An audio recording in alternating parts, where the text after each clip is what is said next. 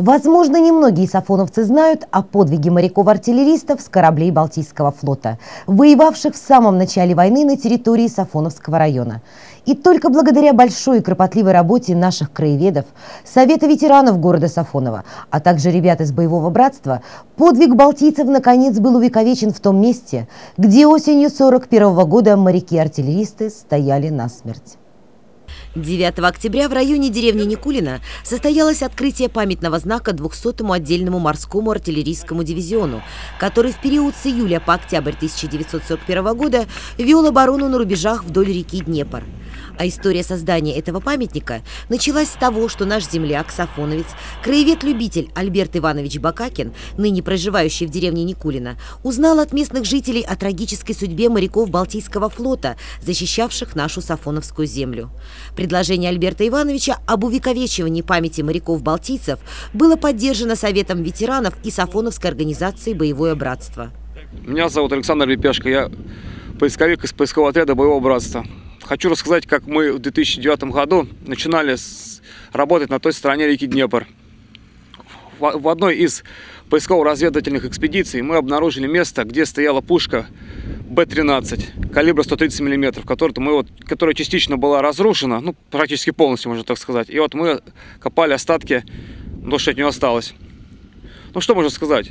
Когда наши солдаты отступали, все пушки эти были практически полностью уничтожены. И вот попадались отдельные фрагменты, то, что от них было. Это остатки стволов, остатки станины и бронещитов. Хочу сказать, что эти люди все-таки внесли свою лепту в 1941 году, которые хоть на какое-то время остановили немецкие войска и дали отдышаться другим нашим солдатам, которые копали рубежи под Вязьмой. Благодаря большой архивной и изыскательской работе стало известно, что в начале войны существовал приказ номер 177, согласно которому в июле 1941 года была создана особая артиллерийская группа Балтийского флота, а позднее отдельный морской артиллерийский дивизион. В общей сложности, по некоторым данным, по левому берегу реки на 25-километровом участке было сосредоточено около 120 орудий разного калибра. Вес некоторых орудий достигал 15 тонн. Оборону на этом участке вначале осуществляла 133-я, а в дальнейшем 2-я стрелковая дивизия народного ополчения. Боевые действия на этом рубеже развернулись в начале октября 1941 года. Орудия дивизиона вели огонь по скоплению немецких войск на позициях правого берега Днепра и даже в районе станции Дурово, куда прибывали новые силы противника. Наносились удары и в сторону Дорогобужа. Обстрел вели в том числе и все 20 орудий морского дивизиона. Стремительная атака, начатая моряками, волею судеб, ставших пехотинцами, позволила выбить врага из 3 деревень, что во многом обеспечило выход советских частей из окружения. Успех достался дорогой ценой. Из 639 краснофлотцев и командиров удалось прорваться только 350. Остальные погибли в бою или пропали без вести.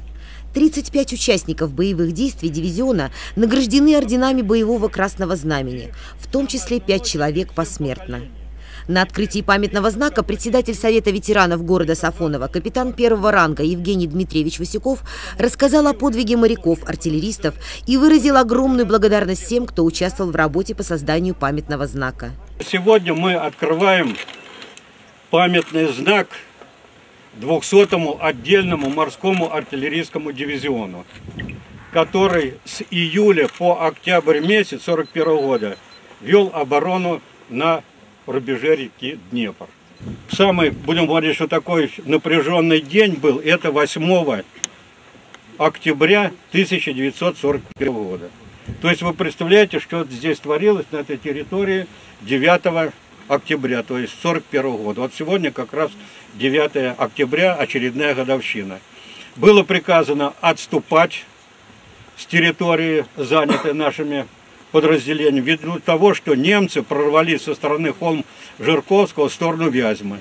И вот эти артиллерийские установки, они могли быть окружены и пленены. Поэтому, значит, приказание уничтожили все батареи, те, которые были стационарного типа, и боезапас.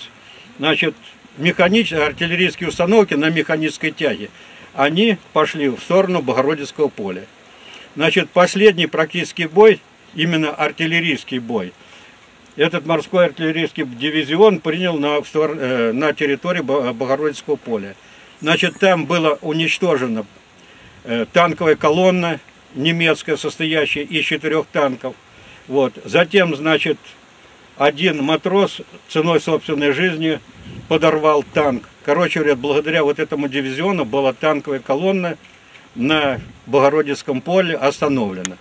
Вот нами было принято решение такое увековечить именно память тех защитников Отечества, которые проливали кровь на нашей Сафоновской земле и на нашей реке Днепр. Вот.